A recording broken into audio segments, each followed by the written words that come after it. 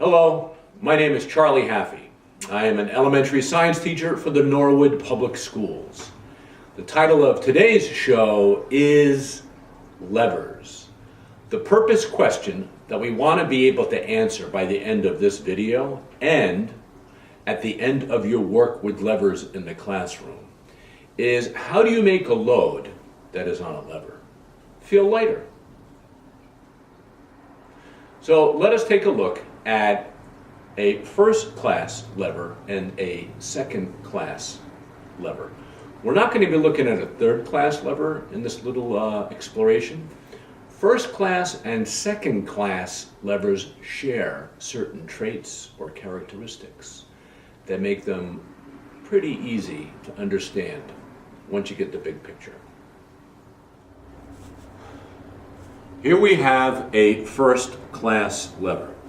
In the middle we have the fulcrum, and the fulcrum is going to allow the first class lever to go tip top. It's going to make it go up and down. So the fulcrum here acts as a hinge or a pivot. Doesn't really matter, but I'm going to say that for our experiments today, anything that's on this end is going to be the load, the object lifted, and over here will be the effort or the force needed to lift that load. I'm going to be using grams today to be the mass of the objects. Here the yellow piece is a 20-gram piece, the green is a 10-gram piece, the blue is a 5-gram piece, and the red is a 1-gram piece. Kind of like a penny, a nickel, a dime, and a 20-cent piece. So let me start off, let me get these out of the way. And I'm going to put 40 grams of load down here on this end of the ruler. Right? 40 grams of load. And if I put 20 grams of mass on the other side, I'm going to see that it doesn't really balance.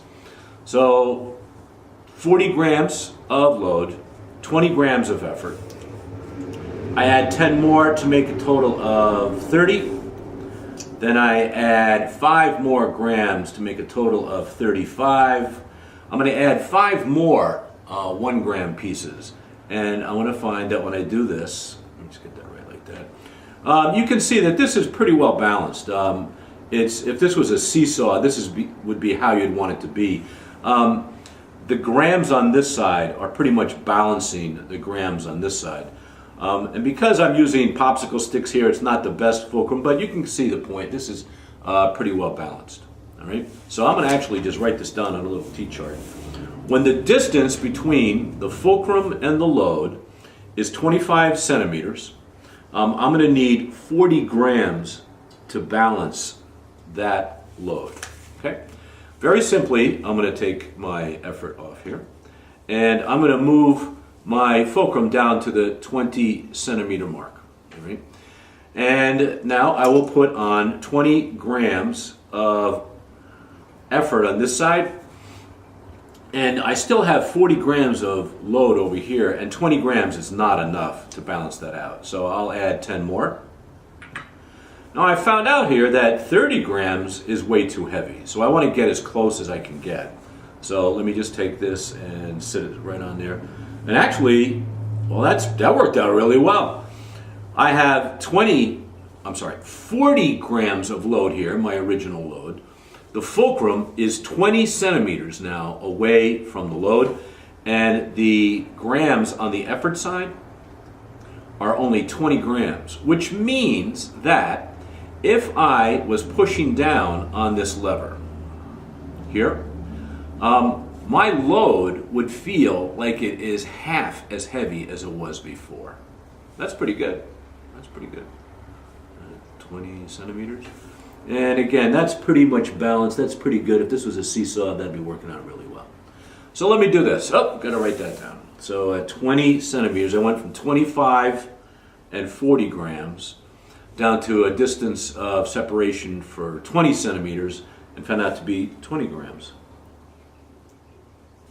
And now I'm simply going to do this. I'm going to move the fulcrum down to 15 grams, which means now, 15 centimeters, which means that the 40 grams is now 15 centimeters away from the fulcrum. And obviously this is way too heavy. So let me take that off. And let me put on a 10 gram.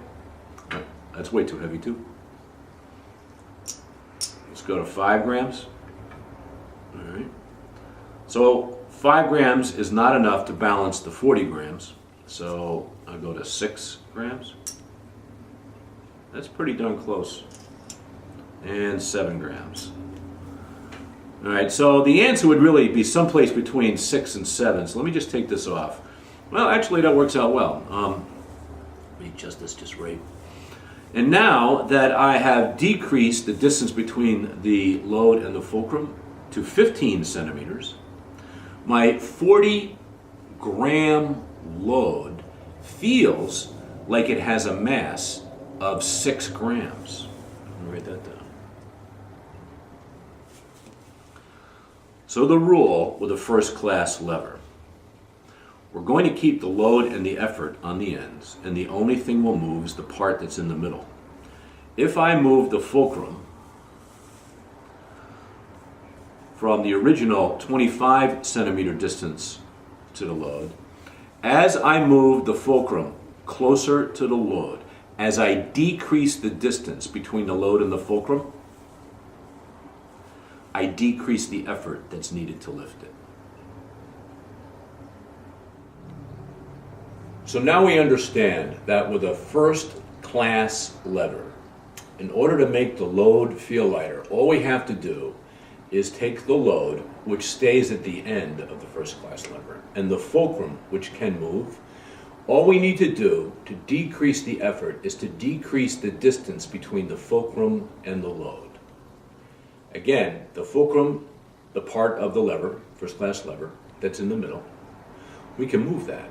So as we move that fulcrum closer to the load, as we decrease the distance between the load and the fulcrum, we decrease the effort.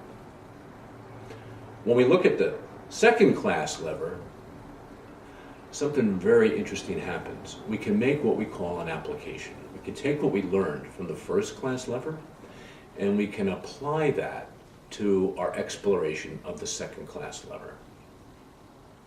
Here we have a second class lever. In a second class lever, we have the fulcrum on one end, we have the load in the middle someplace, and the effort is going to be on the opposite end from the fulcrum.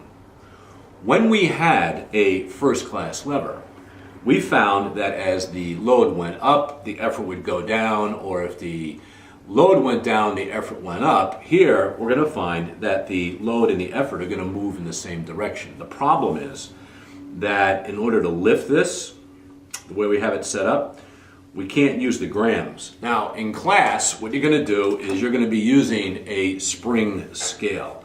You're going to hook this end into a string that's attached here and lift it, and you're going to be pulling the spring that's in the middle here, and you'll be able to measure the actual force needed to lift the load. But because we just switched the fulcrum and the load, we can make that application that I talked about. We're going to find that in the first class lever, as the distance between the fulcrum and the load decreased, the effort decreased. Boys and girls, we're going to find out that as the distance between the load and the fulcrum decreased in a second class lever, the effort's going to decrease. So watch. As this distance here between the load and the fulcrum gets smaller and smaller and smaller, you're going to find that the effort is going to be smaller and smaller. Eventually, you're going to get this down so far, then it's going to appear or feel like the load has very little weight at all. In conclusion, we have found that in order to make a load that is on a first or second class lever feel lighter, all we need to do is take the component, the part that's in the middle. On a first class lever, the part that's in the middle is the fulcrum. On a second class lever, the fulcrum's on the end and the load is in the middle. All we need to do to make the load feel lighter on a first or second class lever is to make the distance between the load and the fulcrum smaller. If we make the distance between the load and the fulcrum smaller, then we will make the effort smaller. Decrease the distance between the load and the fulcrum, we will decrease the effort. Remember, it's a lot easier if you keep the items that are on the end, and just move the part of the lever that's in the middle.